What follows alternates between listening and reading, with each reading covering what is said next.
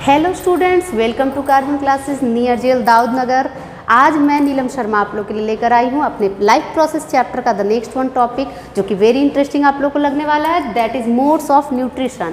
Modes of nutrition बहुत ही simple topic है, बहुत ही सिंपल टॉपिक है। आज मैं उसे और इस ढंग से समझाऊंगी कि आप लोग को और अच्छे से समझ में आ जाए ये टॉपिक क्या होता है। ये मोड्स ऑफ न्यूट्रिशन, न्यूट्रिशन किस किस तरह से हम लोग ऑर्गेनिजम्स में देखते हैं। तो ये दो तरह के होते हैं, जैसे कि नंबर 1 हो गया हमारा ऑटोट्रॉपिक एंड नंबर 2 हो गया हेटेरोट्रॉपिक। ये तो आप लोग लगभग छोटी क्लास 6, 7, 8 हर क्लास में ये टॉपिक आप लोग पढ़ते चलते आते हैं, लेकिन इसको थोड़ा सा डिटेल अब हमें क्लास 10th में करना है, तो उसे हम लोग अब क्लियरली समझेंगे कि क्या होता है। तो जो दो मोड्स ऑफ न्यूट्रिशन होते हैं, वो दो मोड्स ऑफ न्यूट्रिशन क्या होते हैं, पहले हम लोग ये लिख लेते हैं। नंबर 1 है autotrophic and number 2 is heterotrophic. Okay, दो तरह से ऑर्गेनिजम्स अपना न्यूट्रिशन करते हैं। ओके, दो तरह से, एक हो गया ऑटोट्रॉपिक। ऑटो मीन्स कि अपने आप से, ठीक है, अपना खाना खुद बनाना। अब आप लोग बोलेंगे कि अपना खाना तो हम लोग भी बनाते हैं, लिविंग्स में एनिमल्स भी बनाते हैं, जैसे कि ह्यूमन बींग्स अपना खाना खुद बनाते हैं। तो ये इसका आंसर नहीं हुआ, ठीक है।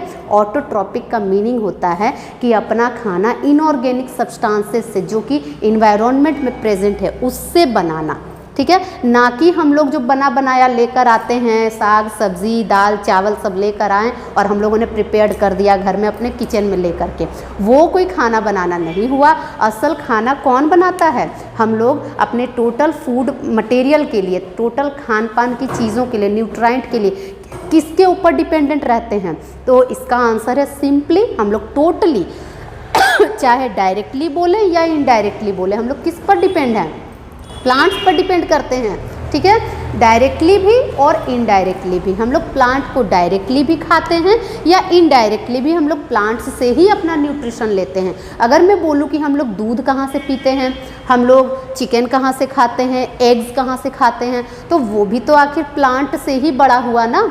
मिल्क हमें अगर चाहिए तो हम लोग गाय को घास खिलाएंगे तब तो हमें मिल्क मिलेगा, या हमें अंडे चाहिए तो मुर्गी दाना खाएगी तभी तो हम लोग को अंडे देगी, ठीक है। तो डायरेक्टली या इनडायरेक्टली हम लोग टोटली डिपेंड करते हैं अपने न्यूट्राइंट के लिए प्लांट्स पर। ओके, तो plants are the chief producers in the world. क्या कहेंगे हम लोग? प्लांट्स ही वो हैं जो कि चीफ प्रोड्यूसर्स है, जिन्हें हम लोग ऑटोट्रॉप्स कह सकते हैं, ठीक है। लेकिन इसका मतलब ये नहीं हुआ कि कोई एनिमल ऑटोट्रॉप नहीं है, ऐसी बात नहीं है। एनिमल्स भी कुछ होते हैं जो ऑटोट्रॉप्स होते हैं, ठीक है। तो क्या है ये चीज़, चलिए हम लोग इसे डिस्कस करते हैं। तो सबसे पहला जो टर्म है हमारा ऑटोट्रॉपिक न्यूट्रिशन, ठीक है। ऑटोट्रॉपिक न्यूट्रिशन जो है वो, सिंस कि मैंने आपको बता दिया है कि वो जो ऑर्गेनिजम्स अपना खाना खुद बनाते हैं फ्रॉम इनऑर्गेनिक सब्सटेंसेस, उन्हें हम लोग कहते हैं ऑटोट्रॉप्स। ओके, तो ये ऑटोट्रॉप्स क्या होते हैं? जनरली ये ऑटोट्रॉप्स ऑल प्लांट्स होते हैं। प्लांट्स भी हम लोग नहीं कहेंगे, ऑल ग्रीन प्लांट्स होते हैं, ग्रीन प्लांट्स होते हैं, ठीक है। जनरली ऑटोट्रॉप्स अगर हम लोग बोले तो all green plants are autotrophs, ठीक है।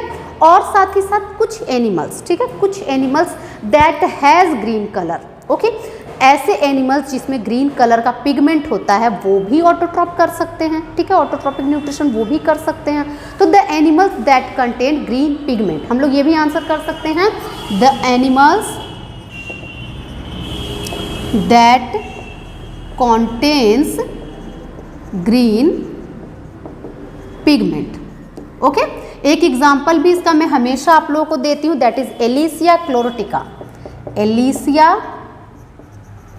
क्लोरोटिका ये क्या है? ये एक सी एनिमल है। ओके, मतलब एक तरह से ओशन में, बड़े मेराइन वाटर्स में ये रहता है, ठीक है। मेराइन वाटर्स का ये एक एनिमल है, एलिसिया क्लोरोटिका। ये ग्रीन कलर का होता है, ये पार्शियल ऑटोट्रॉप एंड पार्शियल हेटेरोट्रॉप होता है, ठीक है।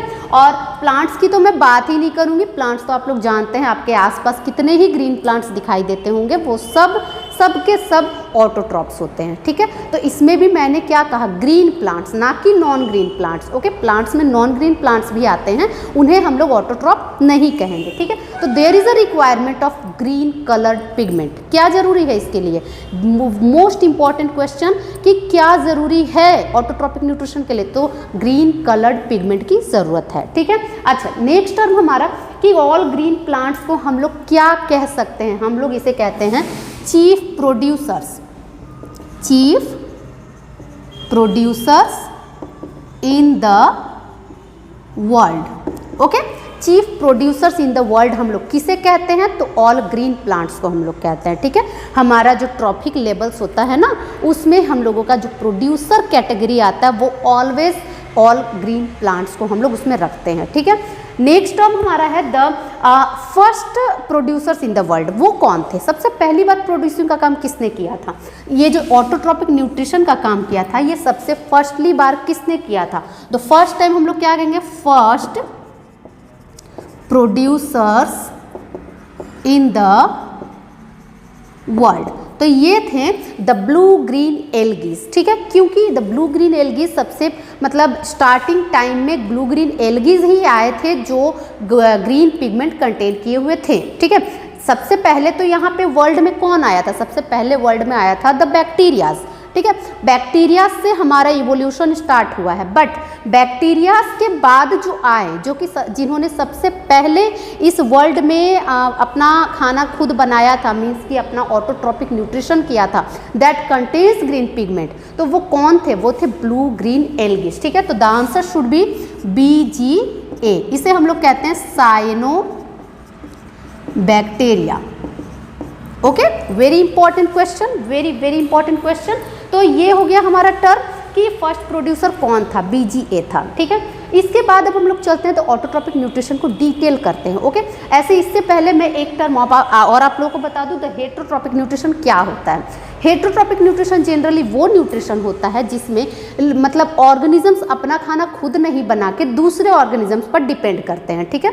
तो हेटरोट्रॉपिक न्यूट्रिशन को अभी मैं डिस्कस नहीं कर रही हूँ डिटेल, अभी मैं ऑटोट्रॉपिक को कंप्लीटली डिस्कस कर रही हूँ इंक्लूडिंग विथ फोटोसिंथेसिस, ओके। तो ऑटोट्रॉपिक न्यूट्रिशन हमारा अभी क्लियर एकदम आप लोगों का हो जाएगा, हर एक क्वेश्चन आपका फॉर बोर्ड प्रिपरेशन एकदम से क्लियर हो जाएगा। चलिए हम लोग कंटिन्यू करते हैं और इसी तरह से हमारे वीडियोज़ को लाइक एंड सब्सक्राइब करते रहिए, ओके। देखिए, तो ऑटोट्रॉपिक न्यूट्रिशन इसको अब हम लोग डिटेल करते हैं। तो डिटेल में जब हम लोग इसको लेंगे तो सबसे पहली बात इसका डेफिनेशन हम लोग करेंगे, जैसा कि मैंने बता दिया, आप लोग डेफिनेशन बुक से लिख लीजिएगा। Autotrophic nutrition is a nutrition in which organisms can make their own food by inorganic substances, okay. Naturally बनाता है, इनऑर्गेनिक सब्सटेंसेस से बनाता है, ठीक है। तो ये जो टोटल प्रोसेस है, ये प्रोसेस एक्चुअली में हम लोग क्या कहते हैं कि जब वो अपना खाना बना लेते हैं, तो जब प्लांट्स अपना खाना बना लेते हैं तो वो खाना फिर होता क्या है उसके अंदर वो खाना एक्चुअली में वो खाना बना कहाँ, सबसे पहले हम लोग ये का आंसर करेंगे। उस खाने को बनाने में किन चीज़ों का यूज़ हुआ, हम लोग ये आंसर करेंगे। किन रॉ मटेरियल्स का यूज़ हुआ, हम लोग ये आंसर करेंगे।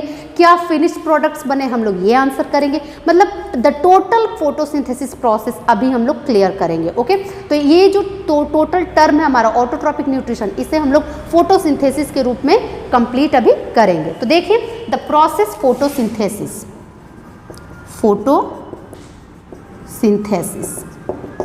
फोटोसिंथेसिस का मतलब मैंने ऑलवेज आप लोगों को बताया है, फोटो प्लस सिंथेसिस, ठीक है। मतलब फोटो की उपस्थिति में, लाइट की उपस्थिति में कुछ सिंथेसिस करना, ठीक है। इसका मीनिंग होता है प्रकाश संश्लेषण, ठीक है। प्रकाश की उपस्थिति में कुछ सिंथेसिस करना, इस प्रोसेस को हम लोग कहते हैं फोटोसिंथेसिस, ठीक है। तो इसका जो डेफिनेशन होता है, ये डेफिनेशन वेरी इंपॉर्टेंट होता है हमारे लिए, हमारे एग्जाम्स के लिए, हमारे एमसीक्यूज के लिए, हमारे डेफिनेटिव क्वेश्चंस के लिए, हर टॉपिक के लिए ये टॉपिक आप लोग का वेरी इंपॉर्टेंट है। तो क्या है इसका definition? Photosynthesis is the biochemical process, okay. Biochemical, मैं ऑलवेज आप लोग को डिटेल समझाने की कोशिश करती हूँ। बायोकेमिकल मैंने क्यों कहा है ये भी मैं बताऊँ, क्योंकि ये बायोटिक पार्ट में हो रहा है, ये लिविंग्स के अंदर हो रहा है, ग्रीन प्लांट्स के अंदर हो रहा है, इसलिए तो इसे हम लोगों ने बायोकेमिकल बायो कहा यानी कि बायोटिक ऑर्गेनिजम्स के अंदर हो रहा है। केमिकल क्यों कहा? क्योंकि इसमें केमिकल रिएक्शन होता है। ओके, देखिए अब आप लोगों का क्लियर हो जाएगा। The biochemical process in which green plants can make their own food, glucose, by the use of inorganic substances, carbon dioxide and water in the presence of sunlight. Okay, all topics are cleared in this definition.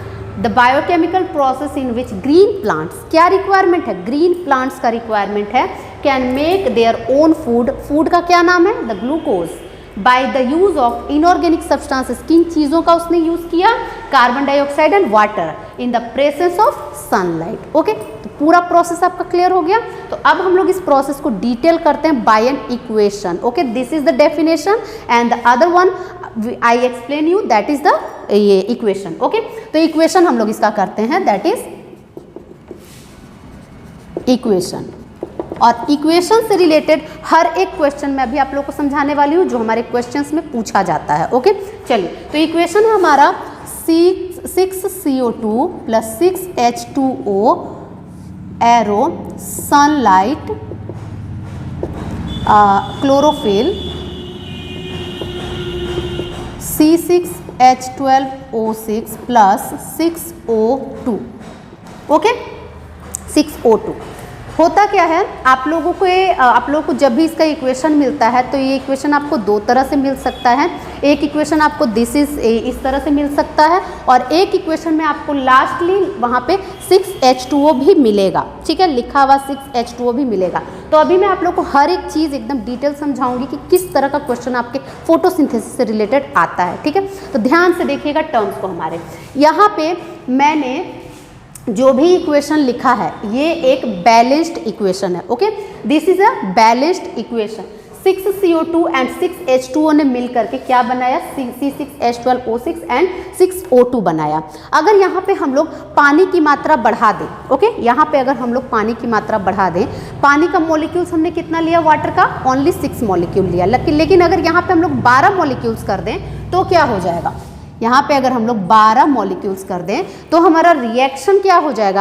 आगे हमारा last में 6H2O extra निकल जाएगा। Okay, 6H2O यहाँ पे हमारा extra निकल जाएगा। तो यही चीज़ दिया रहता है अदर इक्वेशंस में, इसे आप लोग ध्यान से देखिएगा।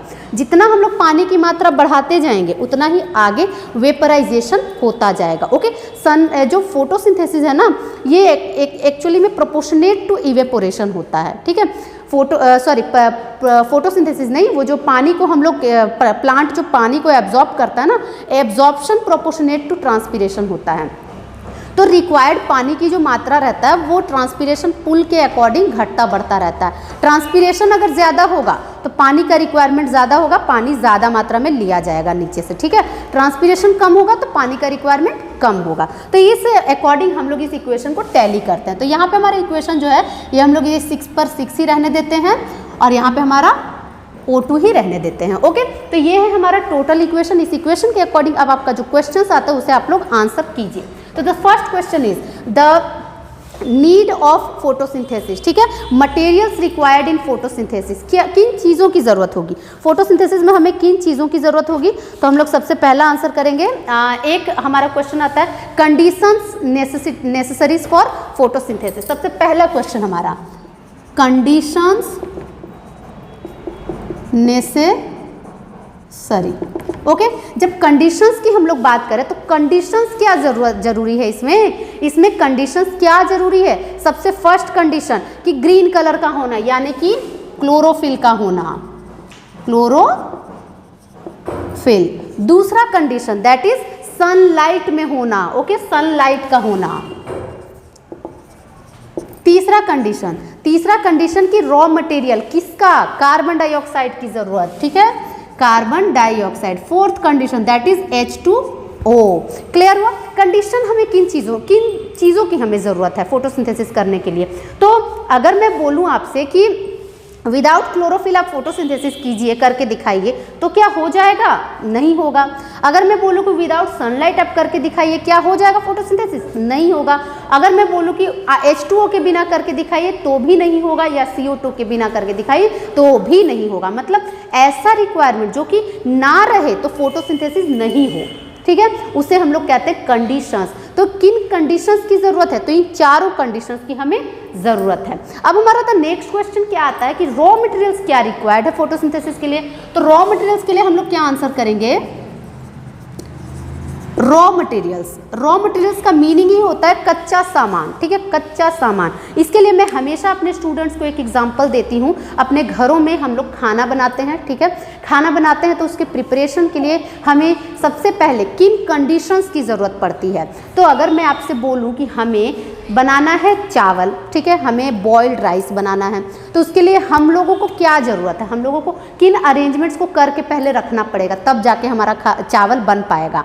सबसे पहला अरेंजमेंट हमें चाहिए, घर में एप्रोप्रिएट एनर्जी की ज़रूरत, या तो गैस हो, या तो इंडक्शन कुकर हो, या तो स्टोव हो, या तो लकड़ी वाला चूल्हा हो। कुछ भी आप लोगों को पहले तो आग की ज़रूरत है ना, आग की ज़रूरत है, एनर्जी की ज़रूरत है, ठीक है। तो यहाँ पे जो एनर्जी की ज़रूरत है वो क्या है? That is sunlight. ओके, दूसरा चीज़ आपको ज़रूरत है, आप एक बर्तन को यूज़ करेंगे, एक यूटेंसिल की यूज़ करेंगे। यूटेंसिल आप जो लेंगे उसमें आप अपना खाना बनाएंगे, तो यहाँ पे जो यूटेंसिल रिक्वायरमेंट है वो क्या है? That is chlorophyll. मतलब ऐसा ऑर्गन प्लांट का जिसमें क्लोरोफिल है, ठीक है, ऐसा ऑर्गन जिसमें क्लोरोफिल कंटेन किए हुए है, उस ऑर्गन में ही तो ये प्रोसेस कंप्लीट होगा हमारा। इसीलिए हम लोग कहते हैं कि chlorophyll is just like utensils, ठीक है। एक बर्तन, chlorophyll containing organ is just like utensils. तो हम लोगों ने यूटेंसिल्स का यूज किया चावल बॉईल करने के लिए, तो वो यूटेंसिल हो गया द क्लोरोफिल प्लांट्स के लिए, ठीक है। तीसरी चीज हम लोगों के लिए क्या यूजफुल है? हम लोग चावल लेंगे, चावल लाएंगे नहीं मार्केट से, तो फिर हम लोग पकाएंगे क्या? ठीक है, चावल क्या है? कच्चा सामान है जिसको हम लोग पकाएंगे, ठीक है। तो the raw material needed is चावल। और क्या चावल बिना पानी के पक जाएगा? क्या चावल बिना पानी के पक जाएगा? नो।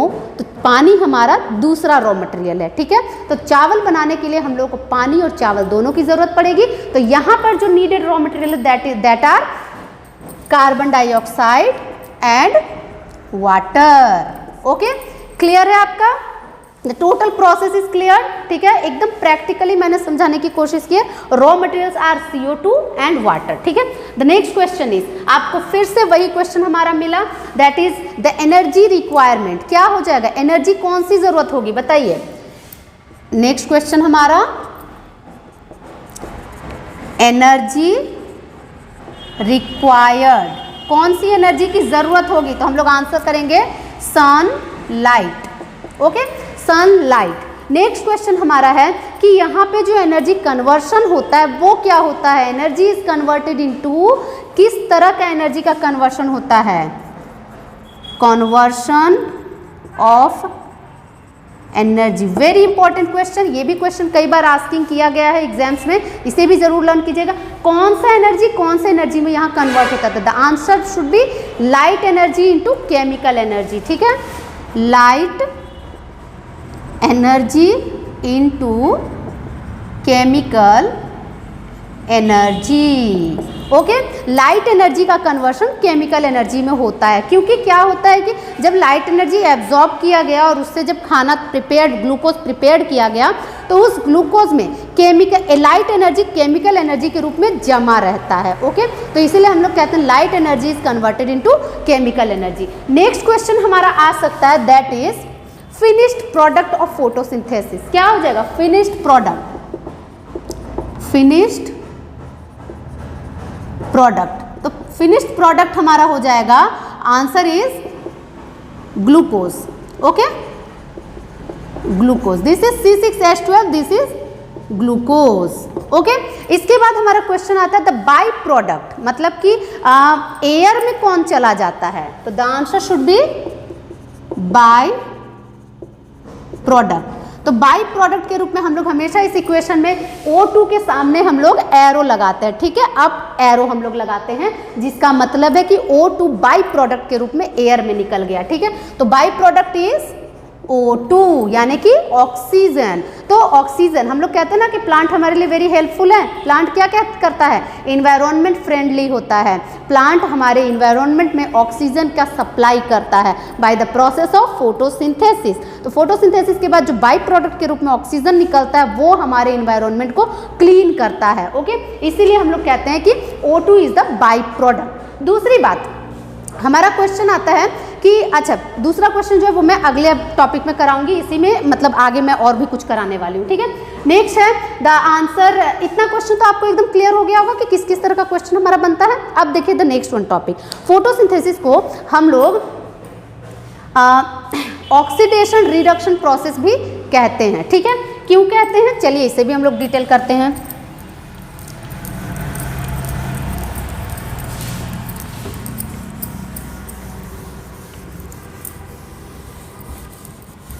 देखिए प्रोसेस ऑफ फोटोसिंथेसिस, इसे भी मैं यहाँ पे रब कर रही हूँ समझने के लिए। ये क्वेश्चन भी कई बार पूछा गया है एग्जाम्स में। Photosynthesis is called oxidation reduction reaction, oxidation reduction reaction, okay.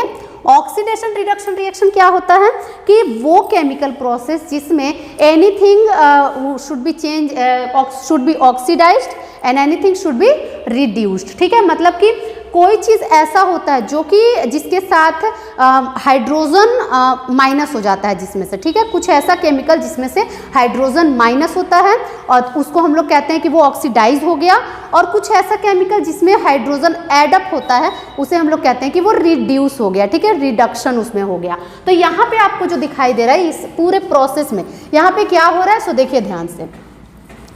यहाँ पे हमारा CO2 is converted into C6H12O6। क्या आपको कुछ यहाँ पे दिखाई दिया कि CO2 किस में कन्वर्ट हो गया, C6H12O6 में कन्वर्ट हो गया।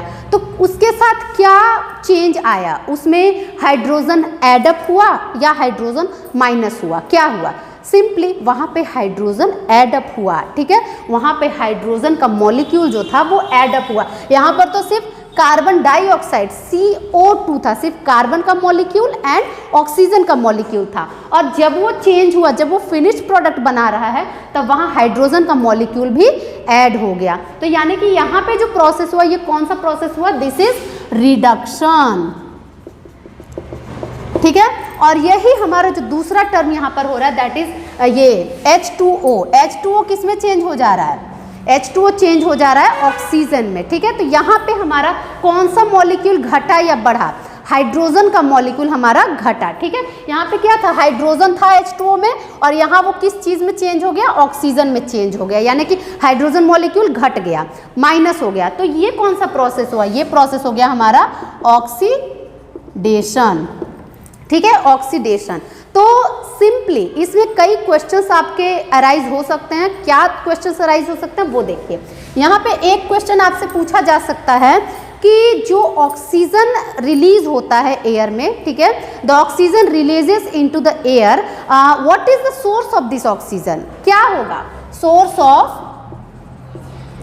ऑफ बाई प्रोडक्ट ऑक्सीजन, क्या हो जाएगा source of byproduct oxygen.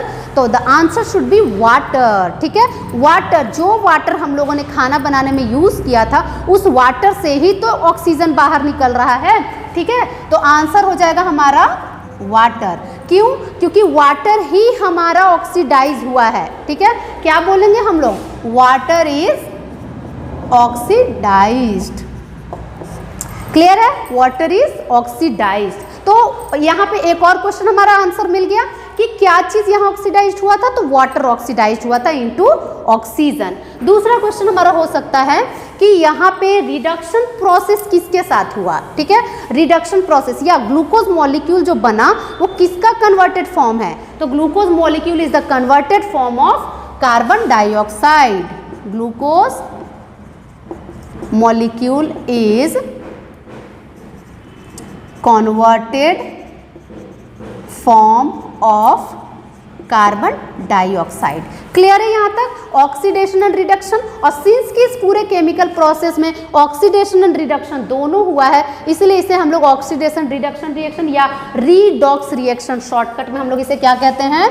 Redox reaction भी कहते हैं। ओके, तो ये था हमारा फुल डिस्क्रिप्शन अबाउट फोटोसिंथेसिस। अब फोटोसिंथेसिस में जो रिक्वायर्ड मटेरियल्स है उसके बारे में हमारा कुछ क्वेश्चंस अराइज होता है, उसे भी हम लोग कर लेते हैं लास्टली इसमें। देखिए, फोटोसिंथेसिस में हमारा जो रिक्वायर्ड मटेरियल है, जैसे कि वाटर हो गया, जैसे कि कार्बन डाइऑक्साइड हो गया, जैसे कि क्लोरोफिल हो गया, सनलाइट तो खैर बात ही नहीं है, छोड़िए सनलाइट की। तो ये सारे टर्म्स कहाँ से प्लांट को मिलता है? और एक question very frequent asked question रहता है, that is starch. What is starch? तो स्टार्च को पहले हम लोग समझते हैं, ठीक है। स्टार्च होता क्या है ना, प्लांट अपने अंदर खाना बनाता है, ठीक है, ग्लूकोज के रूप में बनाया उसने खाना बना कुछ क्वांटिटी में, उसमें से क्या हुआ, मान लेते हैं कि खाना उसके बॉडी में 100 बना, ठीक है। 100 में से उसने क्या किया कि खाना सप्लाई कर दिया पूरे बॉडी को, upper lower southern western eastern सारे साइड में उसने खाना को सप्लाई कर दिया, ठीक है। स्टेम में, फ्लावर में, फ्रूट में, रूट में, हर एक पार्ट में उसने खाना को सप्लाई कर दिया, लेकिन उसका खाना फिर भी बच गया। 100 में से उसने 80 सप्लाई किया, 20 उसका बच गया। अब वो करेगा क्या उस खाने का? अब वो खाना उसके लीफ में स्टोर हो जाएगा, ठीक है। क्या लिखेंगे हम लोग? Stored food in the leaf. Okay, stored food in the leaf are called starch. Okay, clear हुआ? स्टार्च क्या है? जो खाना यूज करने के बाद बच गया उस खाने को वो स्टोर करके रखता है प्लांट। तो प्लांट में जो स्टोर्ड फूड होता है उसका नाम क्या है? दैट इज स्टार्च, ठीक है। स्टार्च एक बिगर मॉलिक्यूल ऑफ ग्लूकोज है। क्या कह सकते हैं हम लोग? बिगर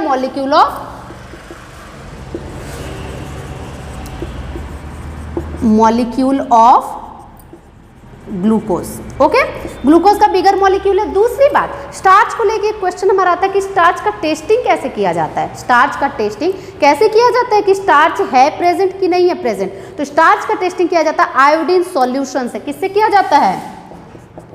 testing by iodine solution.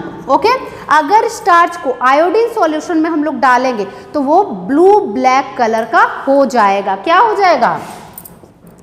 Starch becomes blue black in colour. Okay, तो इससे हम लोग समझ जाएंगे कि पत्ती में स्टार्च मौजूद है, ठीक है। आई बात समझ में? पत्ती में स्टार्च मौजूद है। पत्ती को अगर हम लोगों ने आयोडीन सॉल्यूशन में डाला तो वो क्या हो जाएगा? वो ब्लू ब्लैक कलर का चेंज हो जाएगा उसके अंदर, ठीक है। वो है तो ग्रीन कलर का, वो ब्लू ब्लैक कलर का बन जाएगा। इसका मतलब हम लोग क्या समझेंगे कि उसके अंदर स्टार्च मौजूद है। स्टार्च का पता लग, वो ब्लू ब्लैक कलर का टर्न हो जाएगा, यानी कि उसके अंदर स्टार्च मौजूद है। अगर वो ब्लू ब्लैक कलर का नहीं बना, इसका मतलब उसका स्टार्च खत्म हो चुका है, मतलब कि सारा का सारा खाना पौधे ने कंज्यूम कर लिया। आई बात समझ में? वेरी इंपॉर्टेंट क्वेश्चन, ये क्वेश्चन कई बार आया हुआ है एग्जाम में। क्लियरली इसे पढ़िएगा कि इसका टेस्टिंग स्टार्च का कैसे किया जाता है। आयोडीन सॉल्यूशन से इसका टेस्टिंग किया जाता है, जिससे कि वो ब्लू ब्लैक कलर का दिखाई देने लगता है, ठीक है। नेक्स्ट हमारा टर्म है कि जो भी टर्म्स इसको यूज में आते हैं प्लांट्स को, वो कैसे कैसे वो ऑब्टेन करता है। तो चलिए इसे भी हम लोग कर लेते हैं। सबसे पहला टर्म हमारा जो है कार्बन डाइऑक्साइड।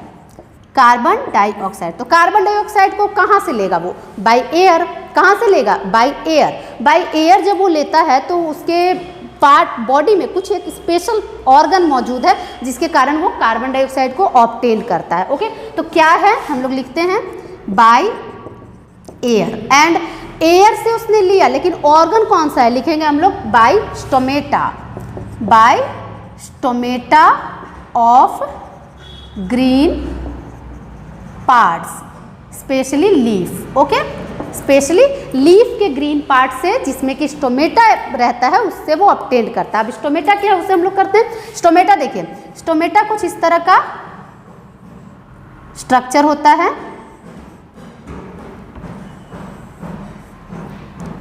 ठीक है। कुछ इस तरह का स्ट्रक्चर होता है stomata. This is called stomatal pore, ठीक है, स्टोमेटल पोर होता है। और ये जो साइड साइड में किडनी बीन शेप्ड स्ट्रक्चर है, इसे हम लोग कहते हैं guard cells. Okay, kidney bean shaped structure, guard cells. क्या होता है कि जब ये एक पोर होता है, ठीक है, stomata are the pores, stomata are the pore like structures, पत्तियों में होता है, ग्रीन पार्ट्स में होता है। जब इसे कार्बन डाइऑक्साइड, मतलब जब इसे किसी चीज़ को अंदर लाने की ज़रूरत पड़ती है या किसी चीज़ को बाहर भेजने की ज़रूरत पड़ती है, तो ये क्या करता है कि अपना स्टोमेटल ओपनिंग को बड़ा कर देता है, ठीक है, स्टोमेटल पोर को बड़ा कर देता है by the process of constriction. ठीक है, इसमें क्या होता है कि stomata are the guard cells are responsible for stomatal opening and closing. इसका आंसर क्या होता है कि स्टोमेटल पोर को किसने घेरे रखा है, कौन से सेल्स ने घेरे रखा है, तो आंसर है गार्ड सेल्स ने। ठीक है, और गार्ड सेल्स ही रिस्पॉन्सिबल होता है, guard cells are responsible for stomatal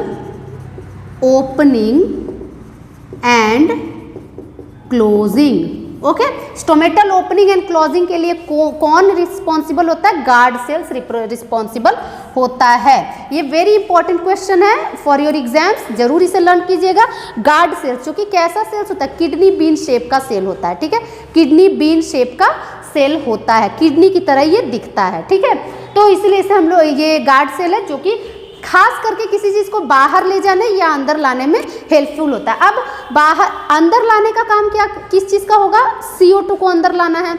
बाहर भेजने के लिए क्या जरूरी है, ऑक्सीजन को बाहर भेजना है। ठीक है, साथ ही साथ अगर वेपराइजेशन करना है तो वाटर वेपर को बाहर भेजना है। तो ये कुछ काम होते हैं जो कि गार्ड सेल्स मतलब कंटिन्यू करते हैं प्लांट्स में। ओके, तो ये सब हमारा प्रोसेस गार्ड सेल स्टोमेटा से कंप्लीट होता है। Stomata has guard cells, guard cells are responsible. ठीक है, तो ये हो गया हमारा CO2 का प्रोसेस। अब वाटर के लिए क्या हो जाएगा, वाटर के लिए by roots, water by roots. ठीक है, नेक्स्टली हम लोग क्लोरोफिल वाला टर्म तो जानते ही हैं। क्लोरोफिल कहाँ मौजूद होता है, तो प्लांट के ग्रीन पार्ट्स में मौजूद होता है क्लोरोफिल। ठीक है, और लाइट के लिए तो आपको मैंने बता ही दिया, light is obtained from sun rays. ठीक है, तो इस तरह से हम लोग जाने कि फोटोसिंथेसिस जो प्रोसेस है वेरी इजी प्रोसेस है। हर एक इंपॉर्टेंट क्वेश्चन मैंने आपको डिस्कस कर दिया है। ठीक है, हर एक इंपॉर्टेंट क्वेश्चन डिस्कस कर दिया, जो भी छूटा होगा वो हम लोग अपने नेक्स्ट वीडियो में कैरी ऑन करेंगे। ठीक है, जो भी टर्म्स हमारे बच गए होंगे उसे मैं ज़रूर से ज़रूर आप लोगों को डिटेल्स दूंगी। इसके लिए आप लोग मेरे चैनल को सब्सक्राइब कीजिए और हमारे वीडियोज़ को लाइक करते रहिए। Okay, thank you.